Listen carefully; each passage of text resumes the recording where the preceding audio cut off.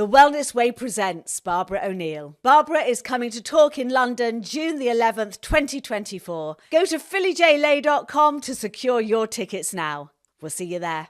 50% of people have an itis, inflammatory. 50% of people have an osis, like fibrosis or sclerosis or whatever. I'm exaggerating, it's not really 50-50. But you tend to die from one or the other. Vitamin C deals with itises.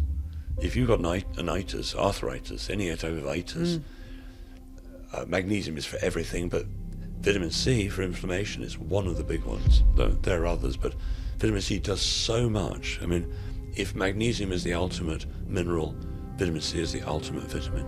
Japanese women really don't get menopausal symptoms and very low breast cancer rates, and they eat masses of seaweed, masses of sea fish, which has masses of iodine in it. Everybody's low on iodine because they're drinking, bathing in chlorinated water.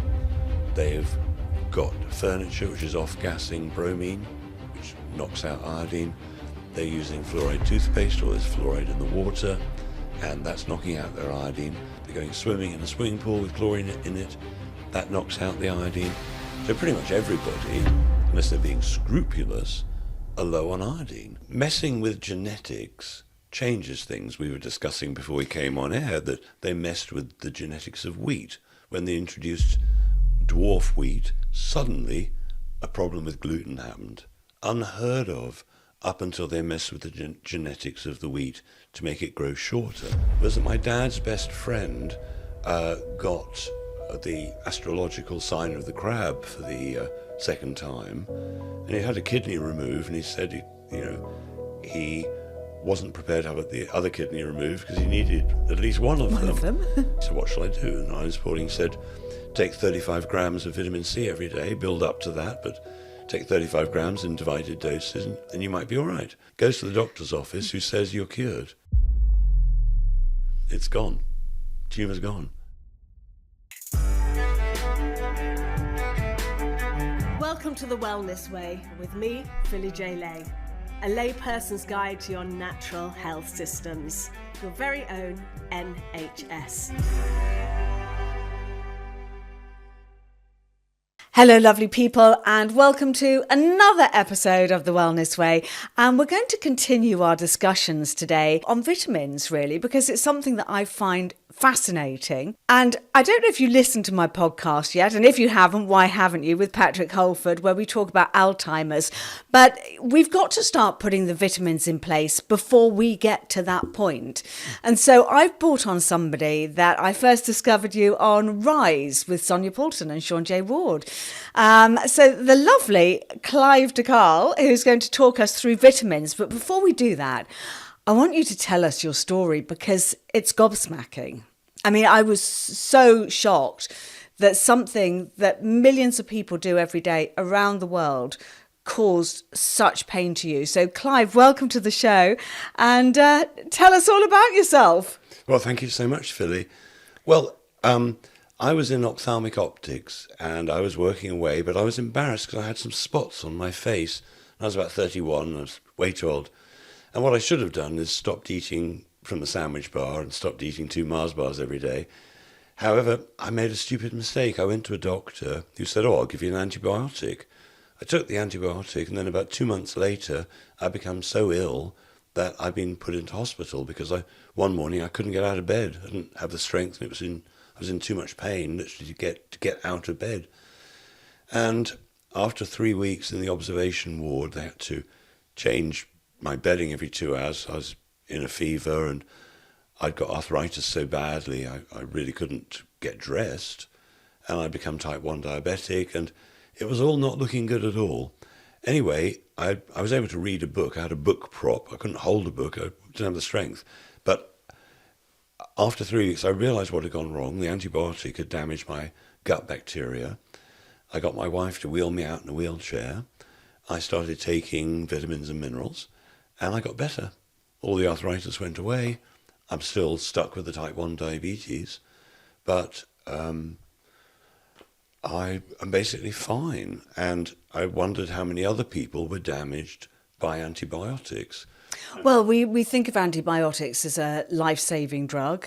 They have saved lives, but all drugs have side effects. And I think, doctors have been over prescribing antibiotics for years. I mean, I just, first of all, find this incredibly shocking that you were given antibiotics for spots. I find that so shocking.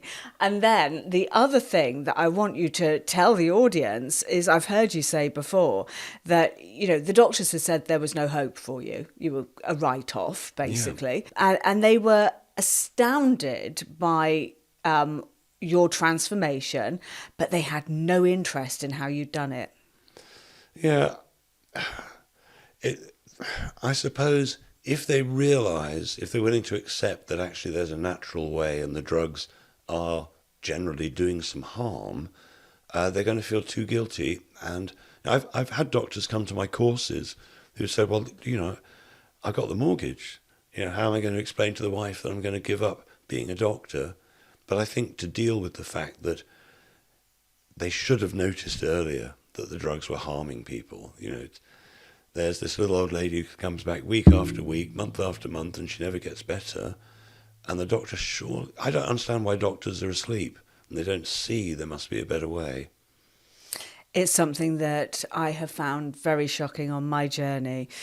But you did something quite radical. You then moved to Spain and you bought an organic farm, or rented an organic farm, and you started your journey into vitamins and minerals and soil and all the wonderful things that we can do to heal ourselves. So take us on that process. Well, the next thing that happened after I got fixed was that my dad's best friend got the astrological sign of the crab for the second time, and he had a kidney removed, and he said he wasn't prepared to have the other kidney removed because he needed at least one of them. And he phoned up Linus Pauling, who was in the same town, New York, that he was in, and the great man answered the phone. He said, what shall I do? And Linus Pauling said, take 35 grams of vitamin C every day, build up to that, but take 35 grams in divided doses and you might be all right. He does that, nothing else. Actually, he did do slightly more, but basically he put it down to the vitamin C. He's on his way to the doctor's office in New York where he gets mugged. Six New Yorkers try to mug him, thinking he's still going to die. He beats the hell out of all of them and they run off. Goes to the doctor's office, who says, you're cured. It's gone. Tumour's gone. And he said, well, if I'd known that, I would have given them my watch and my wallet. And when he did die, it was 20 years later, and it was from something else. So I saw myself recover, then I saw my dad's best friend recover, and I was working in contact lenses, and we sold the company, and suddenly I had enough money to actually change my career, and I thought, what I really wanted to do was to change the world, but I realized that people were way too ill to do it, right? I mean, it just seemed obvious to me that everybody was ill, and I saw it as a deliberate thing, and so I started studying health, a subject that doctors know nothing about, and slowly I realized that it was easier than I thought, and now, decades down the line, I actually realized that what I now know is way simpler than what I knew 5 years ago, 10 years ago, because when it really comes down to it, almost all of us are low on exactly the same things. Have a toxic load because of the same things, have an emotional toxic load. We're all pretty similar one way or another. So we're all low on, generally speaking, vitamin C. We're all low on magnesium. We're all low on iodine, selenium. We're low on the whole lot, basically. But some are really important. And over the years, I can see a clear top 10 as to if you tried these 10. I know 10 sounds like a lot of supplements. But if you tried these 10, I would say there's a really good chance that you're going to feel miles better within a month, within a week. In some cases, within a day. Magnesium, most people notice it within an hour or two. Yes, I do. I do a lot of Epsom salt baths, and I just love lying in my Epsom salt baths. And I rub magnesium cream in at night. I'm going to come to my beautiful goodie box from you in a moment because I think it's really important to talk first of all about the fillers and the crap in the majority of vitamins out there, because a lot of people, and I know when I started my journey, I went to a supermarket. I was just going to name them, but I won't do that. I went to a supermarket and I bought my vitamins, and I kind of thought, oh, it's a good supermarket, so they'll have good vitamins. I didn't know about the fillers in them. And then I did a course and I learned about the fillers, and every single vitamin that I had on my shelf had to go in the bin. It was just like, there are some real nasties in there. So can you talk us through those nasties that you should not ever have in your vitamins? Just before we do that, let's just go back to Epsom salt baths. Okay. Do you know that professional jockeys, have Epsom salt baths before a race? I didn't know that. Because it dehydrates them. Oh, I didn't know that. Yeah. So if you have an Epsom salt bath, you want to make sure that you're well hydrated before and after. Thank you. Well, this is such a learning journey. I mean, this is what I love about interviewing people like you, Clive, because you are just a mine of information. I didn't know that. So just make sure you're properly hydrated, drink lots of water, bit of Celtic salt before, after. Or I have some of your beautiful fulvic minerals here. Cheers. Cheers. So they look lovely. So this will hydrate you properly, won't it? Oh yeah, very much so, because fulvic minerals expand the cells so that it's easier for them to be hydrated. You don't want to have it too strong, because then it's acidic. But well diluted, that sort of colour is usually fine. So it kind of looks like wee. It does. Yeah. I'm a big fan of urine therapy, but I've only just started learning about it, but it's fascinating. But this isn't wee, this is fulvic minerals. So, right, okay, so let's talk through those nasties. Okay, so pretty much every woman has read and been told that if they're pregnant, they should take folic acid, right? Yep. The problem is folic acid is the synthetic version of folates. From food, you get folates. So if you're getting, if you're concerned that you may be getting pregnant, you want to take no chance at all, B vitamins are one of the many things that you could use. But how do you tell a good B vitamin? It should say folate on it, not folic acid.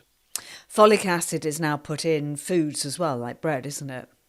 Yeah, because the children, if they hadn't, what happens with these breakfast cereals, fortified with iron, niacin, thiamine, that sort of thing, if they didn't fortify them, the children would get ill because the manufacturing process strips out everything. So they have to put it in, but they have to put in iron, for instance. So you may have seen the magnet test. Yes. You take some breakfast cereal that's been fortified, scrumple it up, or what you can put cornflakes of certain brands that are fortified in the milk and stir it round with a magnet, because they've used iron filings, because even though they're no good for anybody, they can get away with it. It's quite extraordinary what the food industry does get away with. It's not food as was known in my mother's generation in any shape or form. It's not recognisable. So folic acid is not natural. It's not what you need. It is something that is man-made and added to everything and given to pregnant women. Are there any dangers with folic acid, the synthetic? Well, yeah, about 25% of women don't get on well with it. So they may take it and not feel right.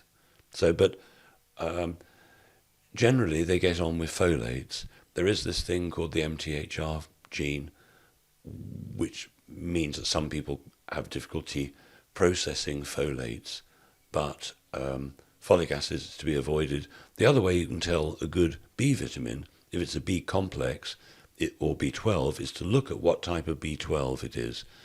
The cheap type of B12 is called cyanocobalamin, and cyano is sort of cyanide. it's not going to kill you or anything, but you don't want, if yours says cyanocobalamin, that's the cheap and nasty stuff and not what you want. We know about Big Pharma, we know about big farming, but did you know about Big Shoe, who put fashion before fitness and wealth before well-being? I'd like to introduce you to our sponsor, Vivo Barefoot. Embrace your human nature and reconnect to the natural world. Get 15% off your first Vivo Barefoot order using the code PJL15. If you'd like to know more about this, please go and check out my podcast episode with 7th generation cobbler, Galahad Clark, CEO of Vivo Barefoot. Thank you, Vivo Barefoot.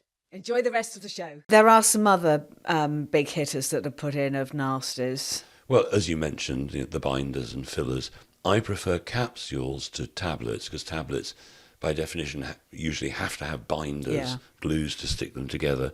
Capsules can be pure. Then there's the genetically modified element. Most of the vitamin C out there is made from genetically modified food. So you want to look for a non-GMO vitamin C. And just to be really clear about GMOs, I've spoken about them before, but genetically modified organisms are basically, they're Roundup ready. The seeds come Roundup ready. They're sprayed with Roundup. They're incredibly toxic, I think, don't you? Well, yeah, but it can be much worse than that, actually. Fill us in. Well, messing with genetics changes things. We were discussing before we came on air that they messed with the genetics of wheat. When they introduced dwarf wheat, suddenly a problem with gluten happened. Unheard of up until they messed with the genetics of the wheat to make it grow shorter. So genetic modification might mean various different things, but it's definitely it means, I'm not religious. God didn't make it.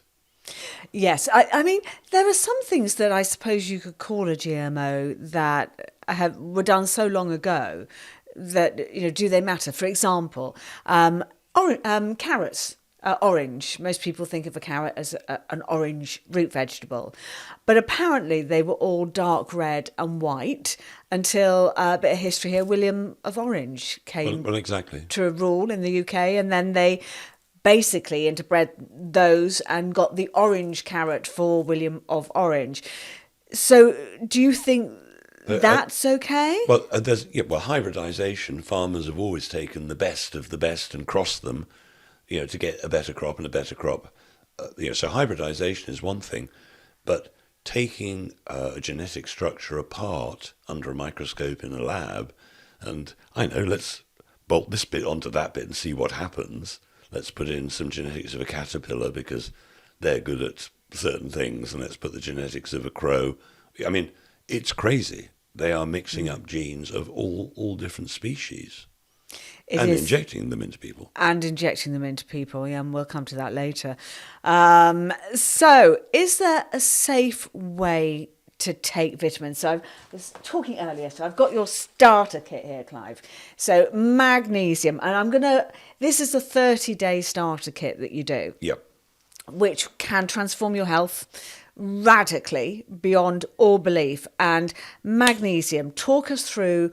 We're all deficient. I think I can say anybody that doesn't take a magnesium supplement is deficient. Do you think anybody has got the right amount of magnesium anymore? Very few people. And one of the reasons why, if you ignore the fact it's no longer in the plants and in the soil and so on, stress burns up magnesium. So when we're stressed, we burn through our reserves of magnesium because stress is the ultimate calming mineral. It is the mineral that keeps us calm, mentally, physically. So because we're all stressed way more than we should be living in the natural world, everybody's low on magnesium, pretty much without exception. Okay, and there are lots of different types of magnesium. How many different names for magnesium? There must be at least 50 different magnesium salts out there. So how do you choose the best one? Because this is a magnesium blend. So you've actually blended, the citrates and all the different types. Let me see. What have you got in here? Let me have a read. I can't read that. I can tell you. You can tell me. Tell me. The major ingredient is magnesium bisglycinate, which is pretty much the most bioavailable. The body loves it. So then there's a small amount of citrate. The problem with people who are just taking citrate alone is before they get a meaningful amount of magnesium, the citrate will put them in the bathroom with diarrhea. So I put a bit of citrate in because a lot of people are constipated. So a little bit's useful. Then I put in a bit of magnesium taurinate, which has a number of problems, but I put that one in for the vegans because vegans, it could be 10 years, they can run out of B12. They can also run out of taurine, and Taurus the bull, you only get taurine either from fermented veg or meat products. So I put in magnesium taurinate, that's good for the eyes as well as everything else.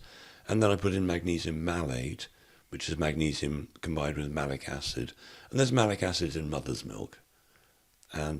But it seems to be a sort of magic formula. There are loads of great magnesiums out there, but I just seem to have hit really, really lucky.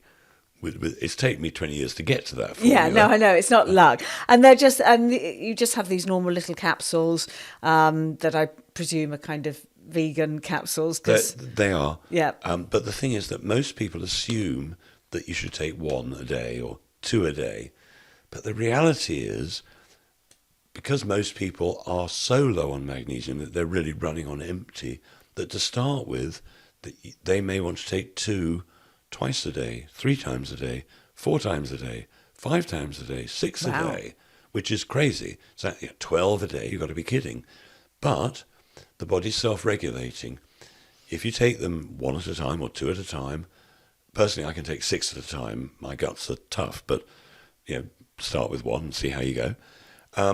Some people, if they're normal weight, normal height, they find that if they take 12 for a few days, suddenly they're no longer suicidal. Suddenly they're sleeping through the night. Suddenly loads of their aches and pains have gone away. Suddenly their constipation has ended.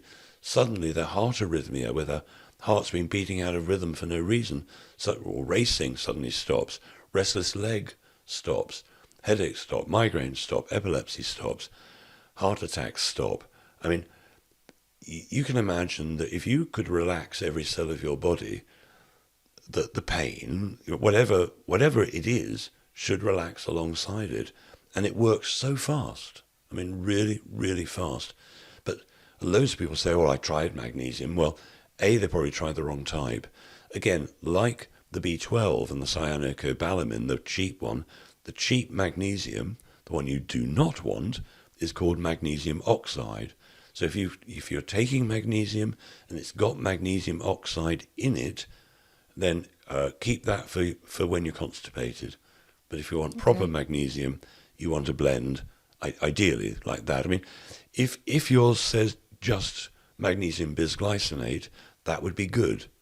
The blend is better, but magnesium bisglycinate will work, whereas magnesium oxide probably won't. Okay, that's very interesting. I struggle to get vitamin tablets down my children. They're pretty crap at taking Capsules them. are easier than tablets. Yeah, no, I mean, when I say, type. any, it's just that remembering every morning, to take your vitamins. So I use a magnesium cream and give them, and I kind of have a little bit more success with them.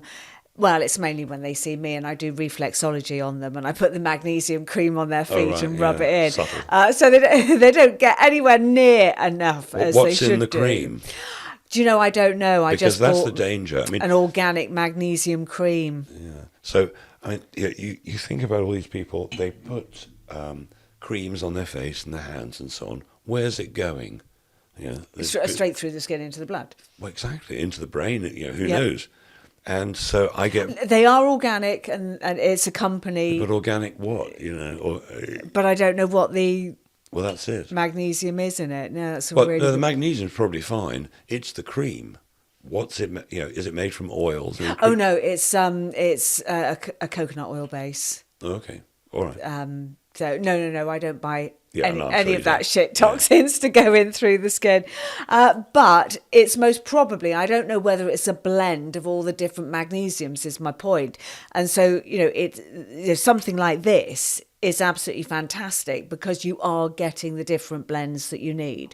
And that's what we need to kind of be aware of, getting all the different blends in, and not thinking that because you've taken a magnesium tablet, and you listed there the huge benefits of magnesium. It's And I missed several out. One of them is twitches, menstrual cramps, muscle cramps. okay. Yeah. I've had women who, like, for 20 years have had a bad time every month. Within one day of magnesium, fixed. Crazy. I didn't know about period cramps. I knew about muscle cramps because, I had muscle cramps for years. And I remember one time, and I always woke up with muscle cramps. Yeah, wow. Screaming. I mean, they were really, really bad.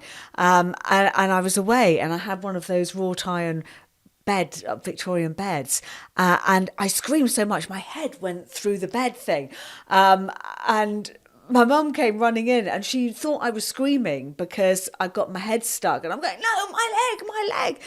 But nobody told me. It was years later that I discovered that cramp was actually to do with the lack of magnesium. It's so many functions in the body, and it's so important. But I'm going to get onto the one that you mentioned first of all here, vitamin C. So now there was an awful lot in COVID, in the COVID pandemic, about, I interviewed Dr. Scott Jensen on the podcast, who was a senator at the time, and the complete crap that he went through because he was telling people to take vitamins and minerals, and vitamin C, zinc, in particular, got huge flack, lost his seat, was called a conspiracy theorist, because nobody talked about this at all in the pandemic on the mainstream media. Obviously, wonderful people like you were working hard behind the scenes. But tell us, I got very interested in vitamin C when my best friend was dying of cancer, and I wanted her to go and have an IVF drip of it. And she said, oh God, I can't do everything. Tell us about vitamin C. Why is it so important? And, what are the rules on overdosing? Well, luckily with the overdosing thing, it's exactly the same as magnesium. If you take too much at one time or too much over a day, you'll get diarrhea.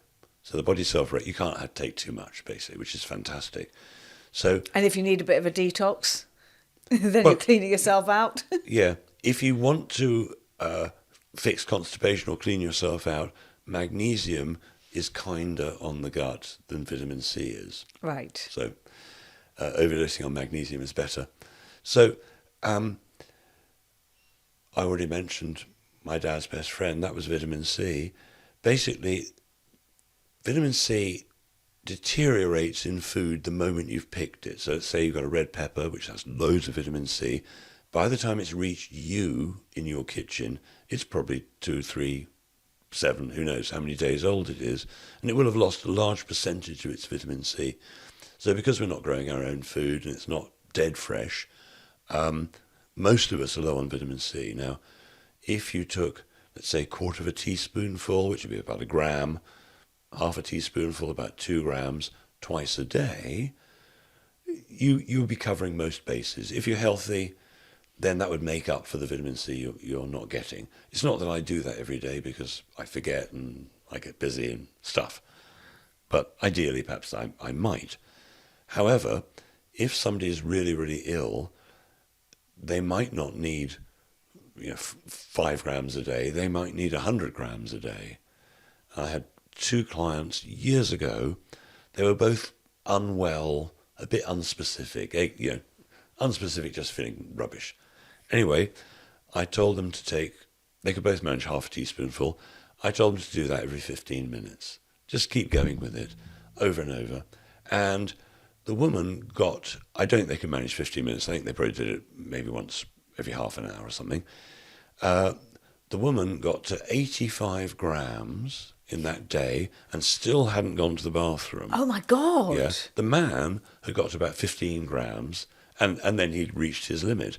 She was way more ill than he was. Wow. Yeah. So you can test yourself, and what you do, let's say, you take a small amount regularly. You get to the diarrhea stage, or you get to the rumbling tummy stage. You know what's coming next. Now the next day, let's say you got to 20 grams or something. The next day, cut back by 5 or 10%.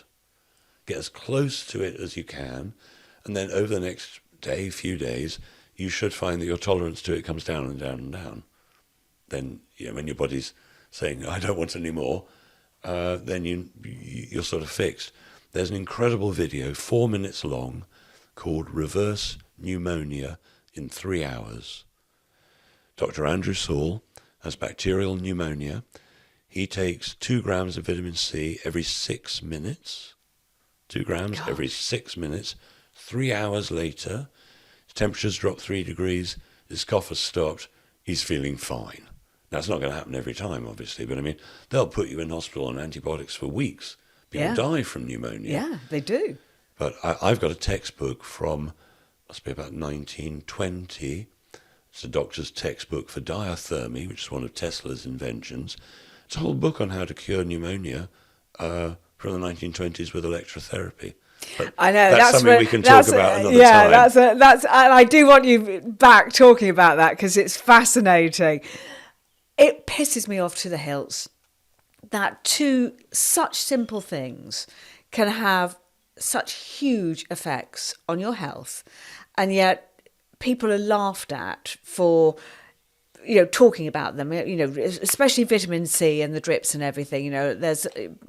You get a lot of flack for being told it can help things like cancer, but they are miraculous, aren't they? Just while we're on vitamin C, there's the inflammatory thing. Yes. 50% of people have an itis, inflammatory. 50% of people have an osis, like fibrosis or sclerosis or whatever. I'm exaggerating, it's not really 50-50. But you tend to die from one or the other. Vitamin C deals with itises. If you've got an itis, arthritis, any type of itis, magnesium is for everything, but vitamin C for inflammation, it's one of the big ones. There are others, but vitamin C does so much. If magnesium is the ultimate mineral, vitamin C is the ultimate vitamin. Okay, I'm really bad at taking my vitamin C, so I'm really thrilled that I've got your 30-day starter pack. I can't tell you. I don't know why. I just kind of, I take my vitamin D in the winter, and, I take my magnesium, and I take my lion's mane, and I take my B complex. Well, I rub iodine on my skin. So I do a lot, but I just, for some reason, have left out my vitamin C, and this conversation I think is going to be an eye-opener to a lot of people. That is a massive difference that it can make, with the itises especially. I don't know, I got arthritis when the first signs of it was about 21, and it was quite bad by the time I was in bed for 2 years. And I started my detox program and rebuilding my system. And I think I was taking vitamin C then, actually. I was on everything. But I was taking a lot of turmeric, a lot of ginger. Do you think those can compensate? And I still do, and I have ginger every day. Do you think those can compensate for the vitamin C? Or do you think the vitamin C, and it's quite bitter. I think that's why I stopped taking it in the water. It's an acquired taste. I think that's kind of... Dilute it more. Yeah. Okay. If you're eating really well and you're eating veggies, then you might not need vitamin C. The interesting thing with carnivores is that they don't seem to need vitamin C. People say, well, there's no vitamin C in meat, but it seems that when they become carnivore and come off the grains, that now their requirement for vitamin C isn't nearly so large as if they're eating grains. Oh, that's interesting. And I don't think we originally would have been eating grains.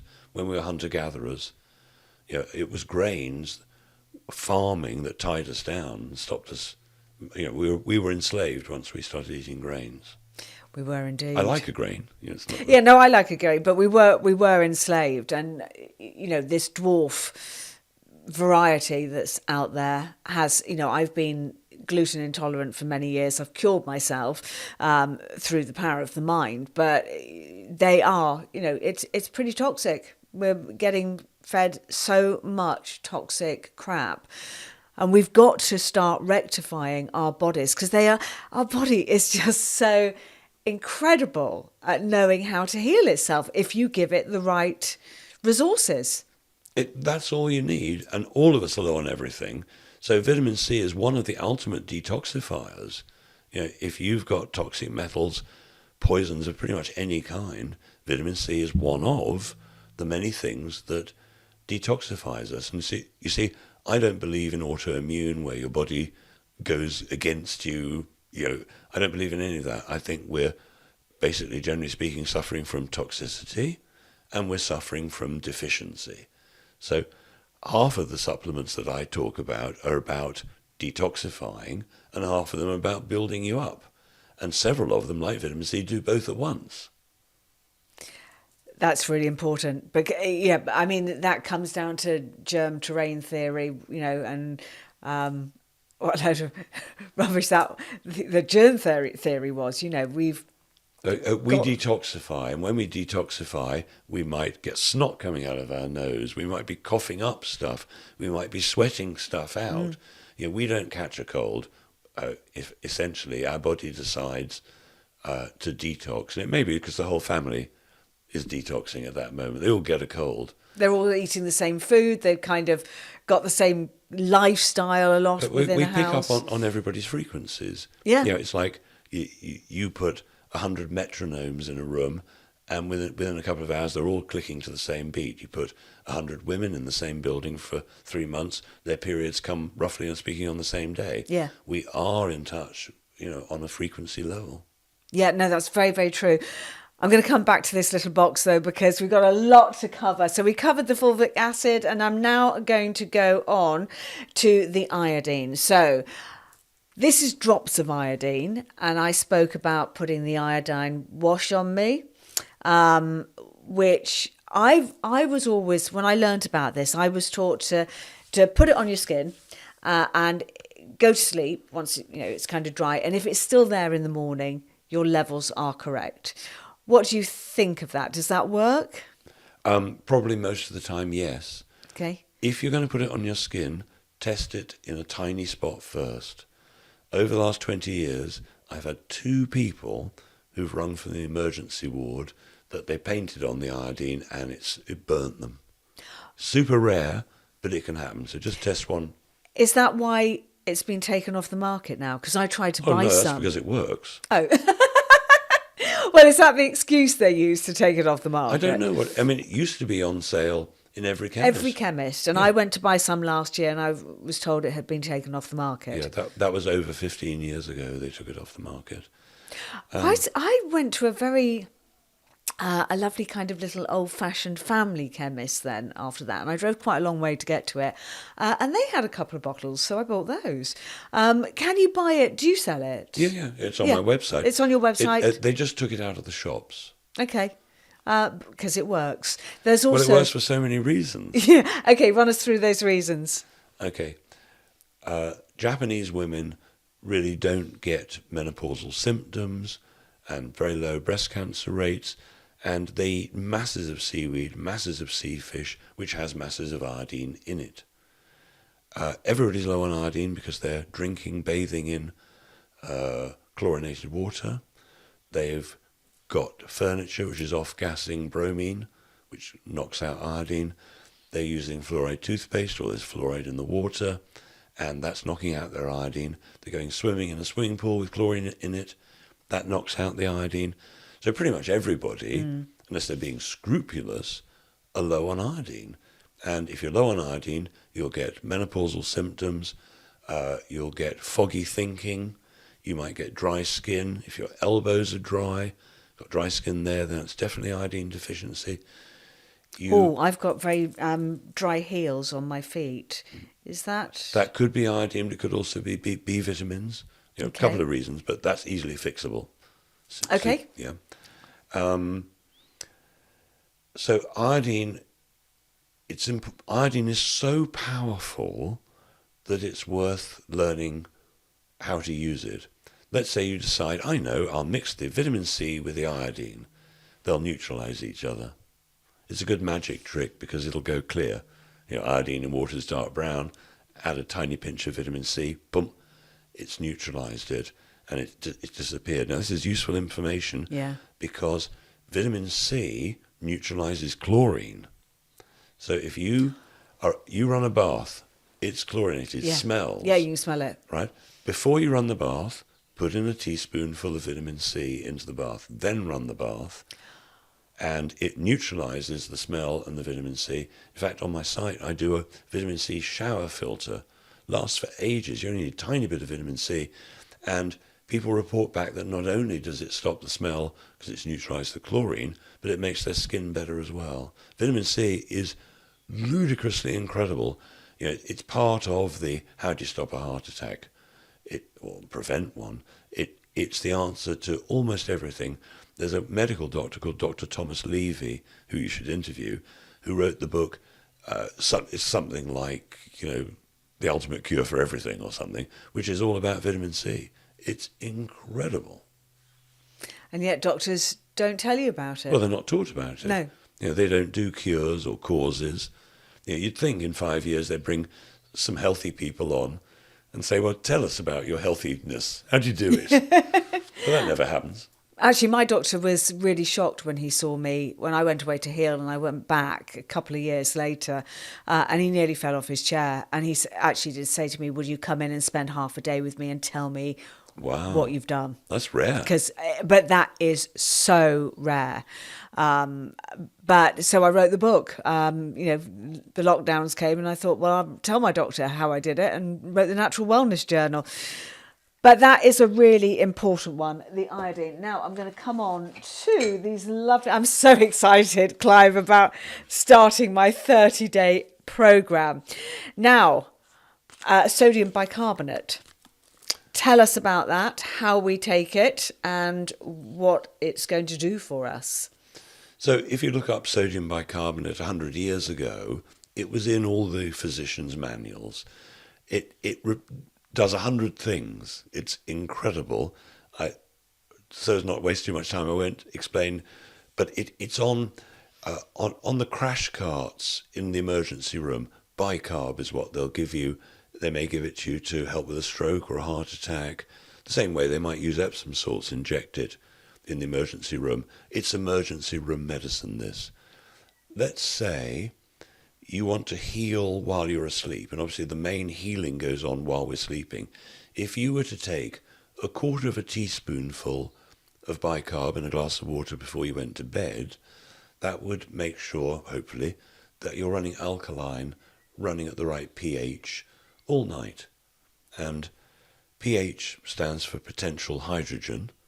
We are mainly hydrogen, right? We're mainly water, mainly hydrogen. You are hydrogen. And pH is directly linked to voltage. So if you're running an alkaline pH while you're asleep at night, you're running a healing voltage, because every cell of our body is an electrical thing. Yeah, absolutely. So you take this at night. We're gonna run through again at the end, because it is quite confusing when you don't know what you're doing. Well, it is. And one of the things to understand is that it is important to take the right things at the right time. Now, you must not take bicarbonate after a meal, at least for a couple of hours, because if you do, it will neutralize the stomach acid and you won't digest your food properly. Now, that's interesting, because my dad used to always take bicarb of soda after a meal. Yeah, so he was neutralizing the stomach acid. No, he was very, very ill, my father. He had... That's not surprising. Yeah, he had... Well, no, it was from a an injection he was given during World War II, which made him crash planes, and he had Parkinson's disease, which they put down to the shaking of the planes, but obviously nothing to do with the little injection that they put into his arm.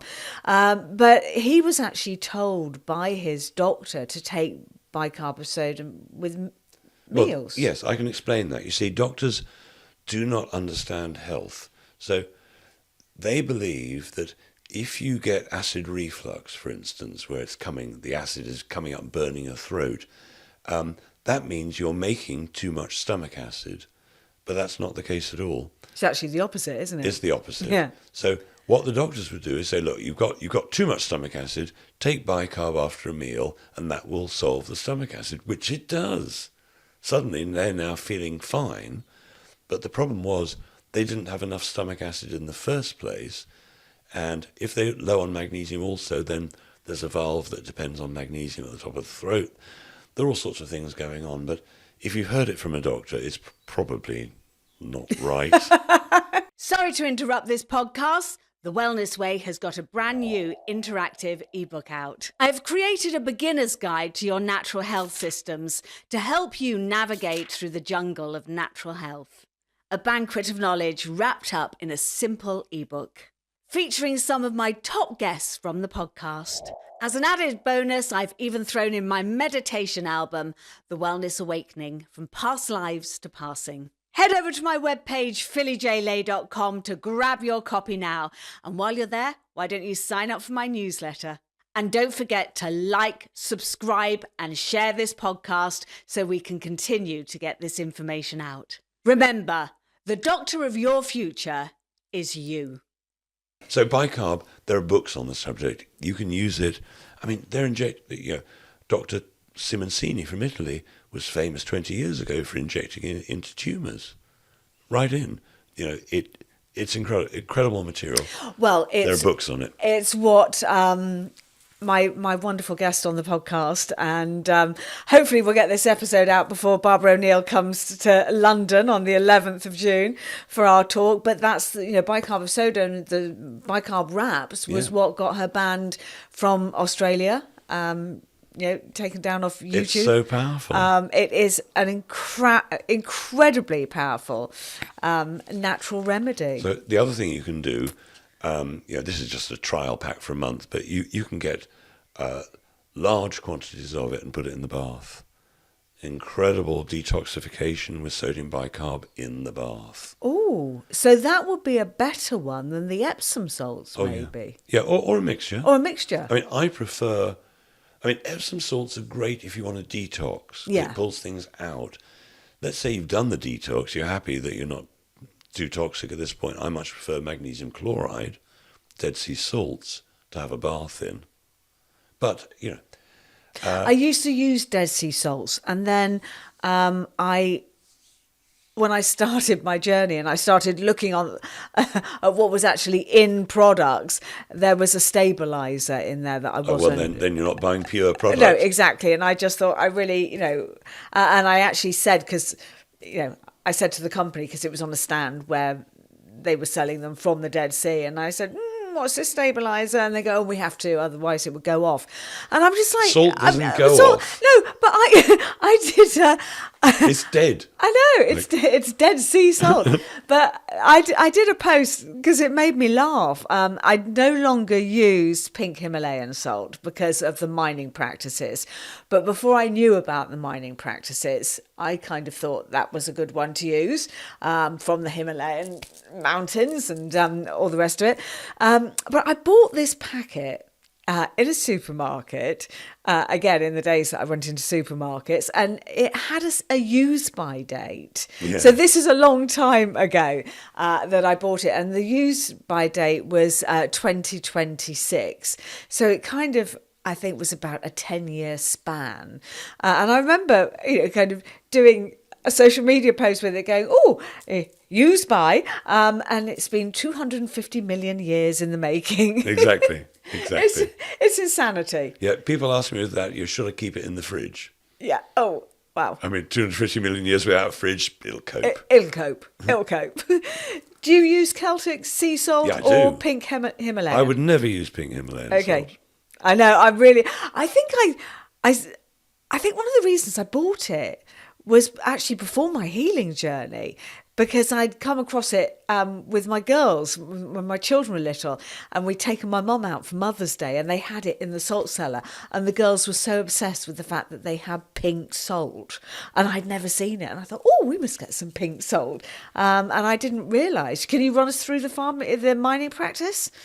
Well, I mean, the first thing is that oceans generally, I mean, salt is dried oceans. They don't come in pink oceans in general. No, they don't. They don't. So that's a big giveaway. But to save time, Celtic salt, super cheap, £8 a kilo delivered or something. It tastes fantastic. If only chefs knew how good Celtic salt tastes. It's incredible. I think maybe they're put off by it. And Well, I grey, was, so, because yeah. it's grey. Yeah, exactly. And you kind of go, oh my God, is that dirt? Yeah. And it's not, it's minerals. Yeah. It's fantastic stuff. No. How many minerals does it have? So we're meant to have 102 different minerals a day, aren't we? Well, nobody's entirely sure whether we've discovered them all yet. Okay. But, yeah, something like 100 minerals.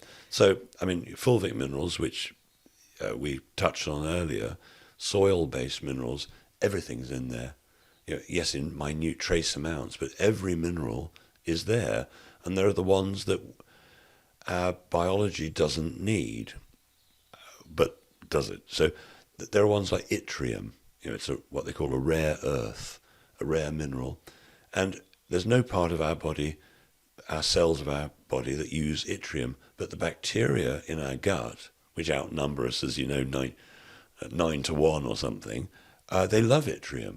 So, as it turns out, soil-based minerals, why do dogs eat from puddles, muddy puddles? Because it's good for them. And children eat from gardens. And, I remember my mum telling me that when she was pregnant, and she had 6 pregnancies, that she always ate coal. Yeah, well, exactly. Coal is full of minerals. It's black, you can tell. It's full of minerals. Yeah. Yeah, loads of pregnant women crave it. But fulvic minerals are a little easier than coal. You just put a few drops in a glass of water. Oh, that's a really good point, because when I was a child, Santa always at the bottom of my Christmas stocking, without fail, every year there were 2 items, a piece of coal and an orange for vitamin C. Right. Well, there you go. So, Santa obviously knew his shit. 2 very important things. But, we talked, earlier, the fact that you can eat 50 oranges now and it's not going to give you the vitamin C that you need. Everything is so depleted. Yeah, 50 should get enough, even with a depleted one. But yeah, I'd like to see somebody try. I could most probably do that. Right, okay, so the bike. I'm gonna run through this again, guys, because this is a lot of information to take in, isn't it? And I'm kind of pretty au fait, but these are capsules as well, and this is the zinc blend. Tell us about zinc, Clive. Why does the body need it? What are the reactions? How much do we need? In terms of these capsules, just 1 a day. You don't have to do it daily, but if you want to be sure that you're going to heal properly, if you're unlucky enough to be ill, if you want to heal properly, then zinc and copper, that's a blend of both actually, can be really, really useful. Copper and zinc go together, they're a balance. It doesn't matter if both are slightly high or both are slightly low, so it's going to vary throughout the day anyway. But if copper and zinc levels are out of balance, then that's the issue. So some people are very low on zinc. For the people who are really low, they may be the sugar bingers. If you look at a child's fingernails, or adults sometimes, they have white dots on their fingernails. Ever seen that? Yes, I'm just checking. My fingers are so muddy because I was actually putting them in soil yesterday and I haven't actually scrubbed my nails Well, yet. no, it would be on yes, this part. I used to have these white bumps on my nails. So they would go lumpy. I'd have these kind of ridges with the white. Well, that may be something else. But white dots are zinc deficiency. Okay. it's worth looking at a nail analysis chart online, because the Chinese have been studying nails forever, and there are maps, so you can look at your nail, and I've got, vertical lines or horizontal lines or a black stripe or whatever it is. You can look at a chart and you can detect so many different health issues. Well, you can in eyes as well, I mean... Iridology. It's extraordinary. When I was in the eye business, I used to sell microscopes to iridologists. And I knew nothing about iridology at the start. The first machine I sold said, well, let me test you. Within 10 seconds, he said, you're type 1 diabetic and you've got backache right now. Both of which were true, just like that. Oh, wow. Just from looking at my eyes. Yeah. Okay, so zinc is important with the copper blend. Now, at the moment, I'm taking my zinc supplement, which I'm bad at doing. I most probably only do it about 2-3 times a week. Is that enough? Not enough? Well, everybody's different. I mean, because I'm not allowed to put on my website any information. No. We have another website, which is secrethealthclub.com, and although it's pay to join, for £1, you can join the section which is supplements revealed, where it actually tells you. We're going to come to this at the end, because we're going to share all of your information, because everybody should be joining Clive's club. Let's finish with our supplements then. So I was saying, I take my zinc and my copper I get because I keep a copper water bottle by my bed. So I just drink from a copper water bottle. Again, so many people drink from plastic water bottles, and the amount of BPA and microplastic, they're so toxic for your health, aren't they? And a lot of people think they don't have a choice because tap water's crap, so they kind of go, I would have bottled water. But I have my copper bottle. Am I getting enough? Okay, well, most people are low on zinc and copper, just like they're low on everything. Okay. But if you happen to be high on copper, drinking out of a copper a container or cooking in a copper pan might give you too much copper. What you can do is get hair analysis done. Okay, is there any, if you didn't want to, or you couldn't afford to do hair analysis, are there any signs of excess copper in the body? Like you talked about, nail dots with zinc. Is there anything that would show up for people to go, oh, maybe that's too much copper? Yes. And my mind's gone a complete blank as to what those are. As soon as we finish this, I'll remember. I know, you'll remember. But what are the chances really of being having too much of any vitamin and mineral in your body at the moment? Quite low, but one can affect another. The chances are that more people are low on zinc. Let me give you a few examples. If you want the greatest aphrodisiac out there, at least what the ancients in England would have chosen would have been oysters. They're full of zinc and selenium. Every time a man ejaculates, he loses zinc and selenium. So zinc and selenium are the two major minerals that protect the prostate. So loads of people, particularly men, are low on zinc and selenium if they're having a healthy sex life. Women getting unprotected sex are getting loads of selenium and zinc directly injected into them. But if you get colds, if you find yourself with a detoxification event of snot coming out, you could well be low on zinc, magnesium and vitamin C. So anybody's getting infections could well be zinc. Okay. We are now going to come on to vitamin K2 and K7.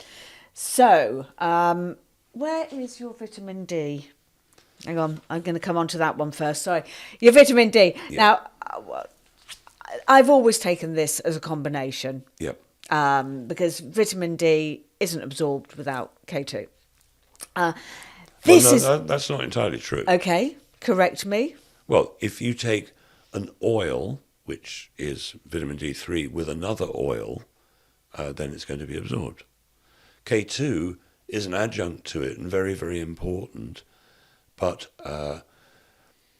I I recommend taking them separately because not everybody needs the same dose of vitamin D, but everybody pretty much needs the same dose of vitamin K2.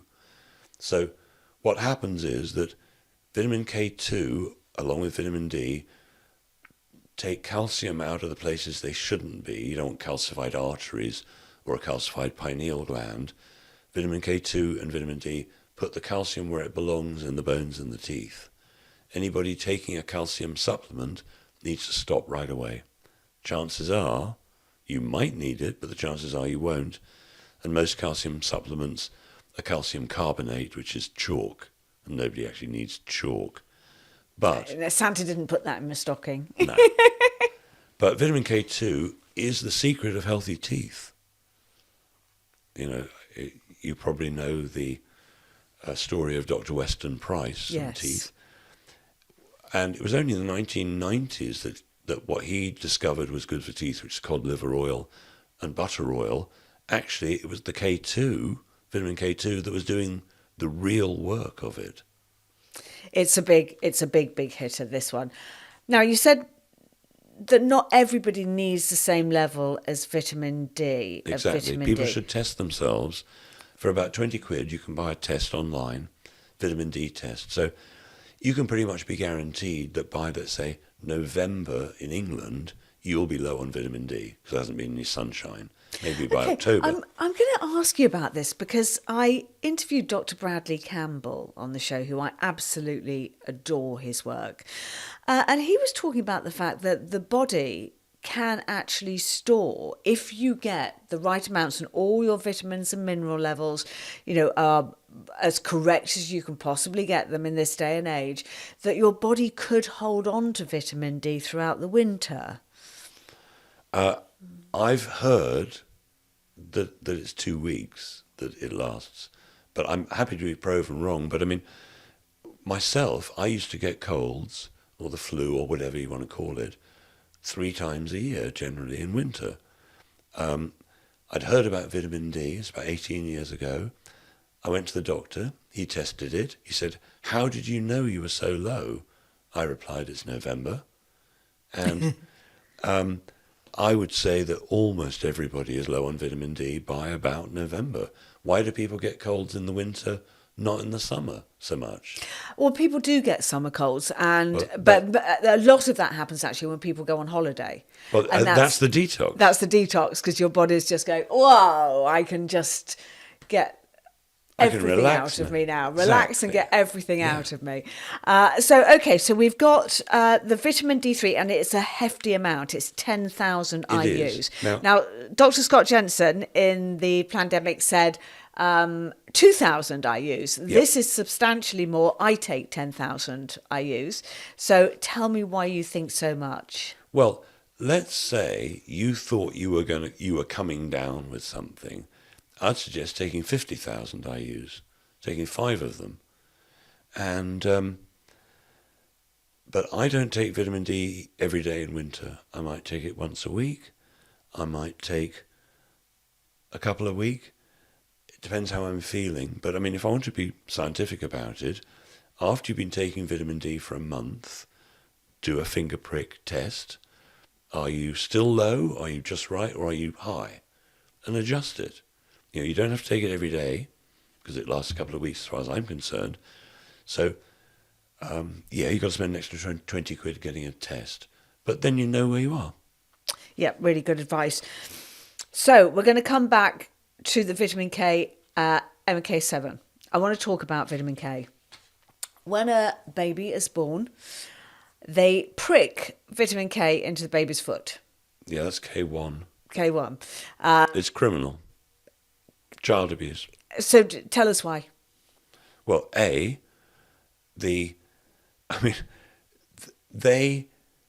give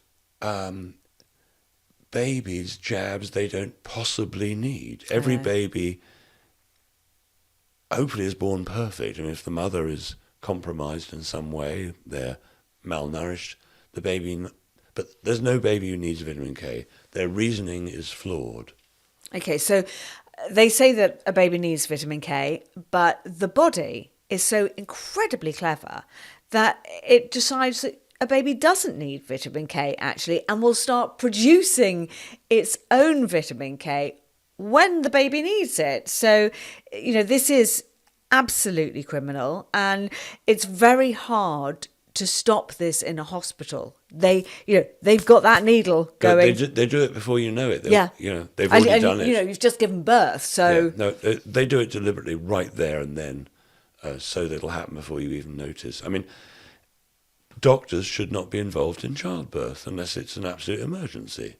Doctors, why should doctors be there? You're not ill. You're giving birth. It should be a calm, beautiful experience. I interviewed Elena Tonetti many years ago, who reckons that she can teach 40% of women to have an orgasmic birth, an ecstatic birth, not a painful one. 40%. Wow. Mine was very traumatic, and I ended up having an emergency C-section. And they lost my heartbeat and my baby's heartbeat. But it was because my baby wasn't ready to come out. Yes, of course. The thing is... So they induced me. This is insane. I mean, criminals, they shouldn't have anything to do with it. I mean, do you know that the women who take the right amount of vitamin C and magnesium prior to giving birth have something like 9 times less tearing? That's a huge statistic. You think of magnesium as the ultimate relaxant. Doctors are saying, push, you're having contractions. Hang on a minute. You don't want contractions, you want relaxations. You want expansions.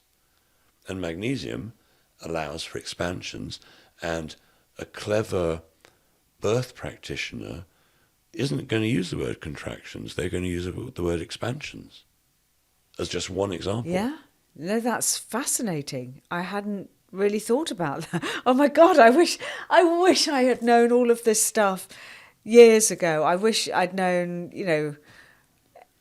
anyway. Well, that's why we're doing it now. That's why we're doing it now, and that's why we're getting out the information to you. I'm going to come, and I've talked a lot about B vitamins because Patrick has done great research on this, against Alzheimer's and everything. And I actually cite in my book Dr. Ben Johnson, who... when Obama, I'm sorry if you've heard this story before, but Clive most probably hasn't. When Obama hired people to, Dr. John Benson, 4-time doctorate, to look at why America had such huge rates of Alzheimer's. Dr. Johnson said if you put 1,000 Alzheimer's victims, and they are victims, in a room, and 1,000 B deficient patients in a room, and 100 doctors, you can't tell the difference, and yet they don't test it. This is such an important supplement to have in your diet. Now, Patrick spoke a lot in our podcast together about eating a lot of fish and meat and getting all of those in. And there are people out there like me that worry about the toxicity in, especially in fish coming from the ocean. And, we spoke about that on that podcast. Will this suffice, do you think, or do you think we have to get the B vitamins in through some meat or through some fish in our diet? How do you think is the best way to get that B vitamins in? Well, clearly, animal products are the major source of B vitamins. And if you run low on B12, 10 years later, longer, you might have MS, you might have Parkinson's, you might have dementia. That's what happens with B12 deficiency. But again, you can get tests for it to see how much B12 you actually need, make sure you get the right type, and it can be life-changing. My middle daughter, she phoned me up one day and said, I get awfully tired around 4 o'clock in the afternoon, and I know that she doesn't have low blood sugar, which would be one of the reasons. So I said, take my B vitamins. And the very next day she said, I'm no longer tired. Hasn't been tired since, because all she was lacking was some B vitamins. That daughter really likes vegan-y type food, so she's missing out. And it made all the difference. But I mean, B1, anybody who's got neuropathy, they're diabetic maybe, they've got tingling, numbness in hands and feet, vitamin B1. anybody who's got a child who's anorexic, they're low on vitamin B1. Somebody who is depressed, schizophrenic, manic depressive, bipolar, whatever, B3. It's about happiness. B6, happiness. It's all the B vitamins are important, and if you're taking one B vitamin, you want to take all of them. So I do the B vitamin blend, but I also do separate B1, separate B3, because if somebody is dealing with neuropathy or they're dealing with schizophrenia or something, they might need 6 times more than are in the blend. Okay. But for you or I, we're happy. This is 8. That's ideal. Ideal, 8. So, okay, so I'm not quite sure what you meant by 8, but you take one a day. No, sorry, it's 8 different B vitamins, isn't it? It's slightly more than that. Well, it's got other, Is it? Yeah, it's slightly more, but... I'm looking at the B. I'm reading it as an 8. Yes. Tell me how I can sort my eyesight out. Come on. We're going to come back and cover how you would take all of this in a 30-day period first. And then I'm going to ask you about my eyes. So you get up in the morning. Vitamin D has to be taken in the morning. Otherwise, it messes with your melatonin and your sleep patterns, correct? Don't know. Don't know about that. Yeah, I read something about that because it's... It might be right. Yeah, I because just don't you know. absorb most of your vitamin Yeah, D. no, it You're makes meant to perfect have sense. that morning sun, and you're meant to look at the sun and absorb that morning sun. Do you know, I hadn't thought about that before. Yeah. You're absolutely right. That makes perfect sense, yes. So you wake up in the morning and you grab your D vitamins. Then what do you do after that? What order? Your zinc, you're saying kind of a couple of times a week? Well, again, you don't have to do any of them every day, but I do magnesium every day, and I probably would do vitamin C if I remembered. But I mean, how you might start, I do a product called Panaceum, which is it's not a probiotic. Basically, some people take probiotics, from animal form, yogurt, whatever. But is that really what you want? Or is it what you really want is to rekindle the bacteria that you got from your mum and she got from granny, so on, back in time. And I do this product Panaceum, like panacea, and it's made of oligosaccharides, which are basically types of sugars, and the original bacteria that you want to get fully back to life again loves that stuff. And, as they say, the road to health is paved with good intestines. Yeah, what a great saying. What a great saying. And it's not just our physical health, it's our mental health. Well, yeah, it's in the brain. It's connected, through that vagus nerve. And, you have a happy gut, you have a happy brain. You've got everything starts with the gut. And the brain, because the microbiome now is all over the body. They used to think it was just in the gut.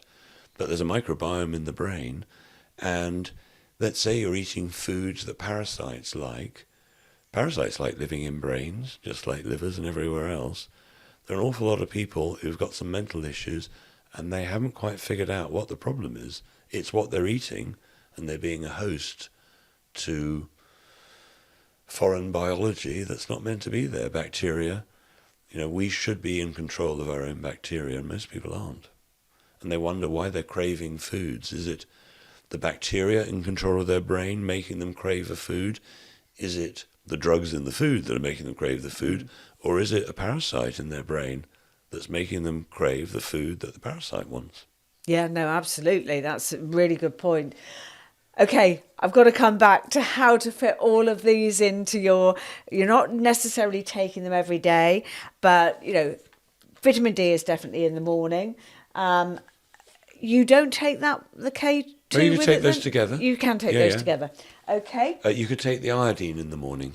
Iodine in the morning, so should I stop sleeping with it on my skin at night? It's whatever suits you. You can do it any way you like. Some people find that the iodine energizes them, in which case those people like to take it in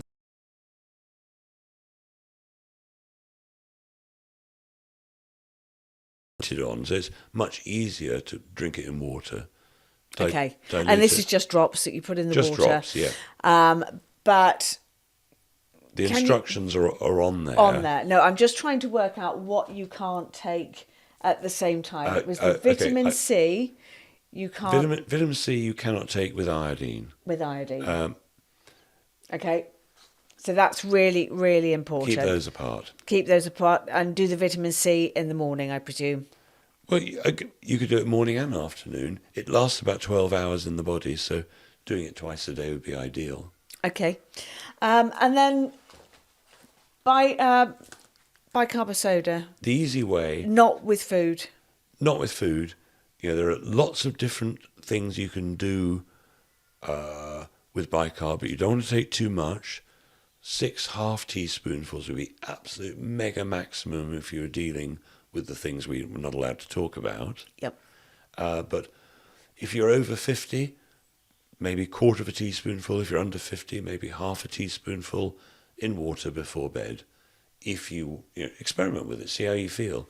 See if you feel better in the morning. I mean, with a lot of these supplements, it really can be experiential. Did you notice it? Because most people are taking the wrong supplement and not enough of it, so they don't notice.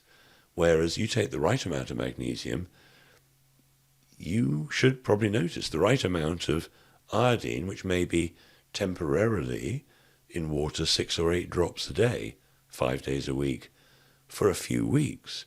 Some people notice their brain fog lift immediately. But long term, the Japanese, for instance, they eat the equivalent of 2 drops in water with all the seaweed they eat. But I can't be bothered to do that. I take a squirt of about 10 drops once every week or two when I feel like it. Okay. But I also take selenium. Everybody with fibromyalgia is low on selenium, low on vitamin C, low on magnesium. You can almost bet on it. The only thing we haven't put yet in this box is selenium because it's quite expensive, and I didn't want to put people off by adding one expensive ingredient. But we're getting super special bottles that are ultra small. It's trying to get miniature pipettes. It's so strong, the selenium, you only need 1 drop every couple of days. So, but it's incredible. I had this guy, he'd been on ADHD drugs for 18 years. Every time he tried to give up, he couldn't. He was back on them again. I told him to take between 10 and 20 drops of this particular type of liquid selenium for 3 days. He chickened out and took 8 drops, completely came off his ADHD medication with no withdrawal. Wow. First time in 18 years. I've had people come off alcohol. The liquid selenium is famous for methadone, for getting people off methadone, because how selenium works on many, many levels. But one of them is it turns off antitoxins. So what happens is the addict is injecting or smoking or drinking or whatever their addiction is every day. And the body, which is there to help you, realizes that you're getting toxins in every day. So what it does is it produces antitoxins to help you cope with the toxins. So people go cold turkey. They give up the heroin. They give up the booze, and suddenly they're feeling terrible, and they think, oh, it's the lack of booze. They have the booze again, then they're all right.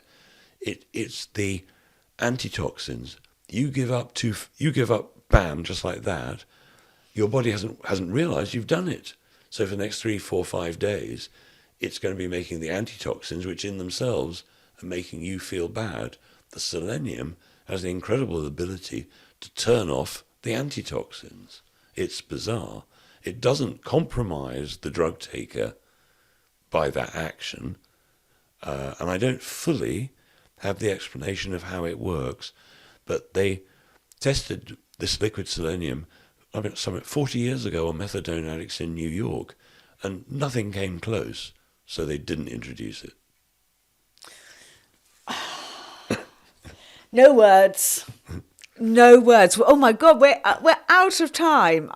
This is just fascinating. Clive, can you tell everybody your webpage, about your club, your private members club, which is the only way you can get this information out. Say what you want. We live in a world where it's shameful how little information that we can give people. I know you're way before me in the getting taken down off YouTube club. When was the first time? 2014, I believe. 2014, yeah. They threatened me with £250,000 fine. Oh, wow. Yeah, I was apparently being too television-like, doing interviews on Skype, right? Wow. And they wanted me to give the information I was going to broadcast 2 weeks in advance so they could make sure I was correct. And it's just crazy. It's insanity. I've been taken down more than once, and my website has been getting smaller and smaller. I used to use the word I can't use, then I put C ... And they came back, no, you can't use that. So can I just put ... No. We know what you're referring to. So then they told me I'm not allowed to mention my own... Which C word? Because when I was a child, it was the swear word, the C word. Yes, and then we had the COVID, and then we had cancer. And it's, which C word can't we use now? Yeah. The last one. Okay. And, but I spell it with a K. If I because legally, it's very strict, if cancer is spelled with a C, well, you can't talk about that, but it's spelled with a K, totally different thing. That is really good to know. That is really good. Because when I had Barbara O'Neill on the podcast, we put a clip up and TikTok took it down. We only tried it on TikTok, actually. Took it down. And she was just talking about the bicarbonate. She didn't even say about the bicarb soda wraps for cancer. She just said that she had done a lecture and a Japanese doctor had put it up on YouTube. So she was explaining how she got to be kicked out of Australia.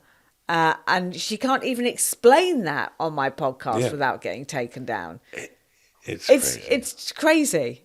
It's crazy. So they told me at one point that I'm not allowed to mention my own website, which is clivedecarle.com. Love clivedecarle.com, and we're going to put it in the show notes. And how do they join your club? It's membership? Called secrethealthclub.com. And basically, I believe that information should be free. So there are 3 ways to join the club. You can pay £70 a year and join it. You can pay nothing a year and join it. Or you can give me a donation and join it. So it's open to everybody. I have staff who help me run it and so on. So if you can afford £70 a year, it's the most fantastic, I think, repository of information. It's like an A to Z of everything that could go wrong and everything that you can hopefully repair, which is pretty much everything. Yeah. It's super useful. I used to do consultations. Then I put my prices up to £200 an hour. Then I put it up to £500 an hour. And then I stopped altogether doing consultations. I only put the price up because if they really wanted it, they'd either pay or beg. And so I'd do it for free if they begged. And anyway, so now I do it for children. I'll see children occasionally. But so I put together the Secret Health Club and said, well, look, I'm not doing consultations. Look up your problem in the A to Z and see what happens. Then if you're still in the secret, if you haven't found what you need, every month I have an Ask Clive Anything session for members where people can ask me anything. Usually it lasts about 3.5 hours and they ask me questions and when I know, I tell them, and when I don't know, I say I don't know. Fantastic. So they've got direct access to you, and that's oh my God. I could talk about vitamins and minerals forever. It was kind of very early on in my healing journey that I started having a deep dive into this, and we just know the tip of the iceberg, really, I think now. I think there's so much more to learn about the body, and I want to talk to you about energy, but we're out of time. So, Clive, will you come back on the podcast so we can talk energy? Love to. Oh, thank you, lovely people. I don't know when we're going to get the next podcast in the can, but come and join me next week on The Wellness Way. Thank you. Thank you, Clive. Thank you.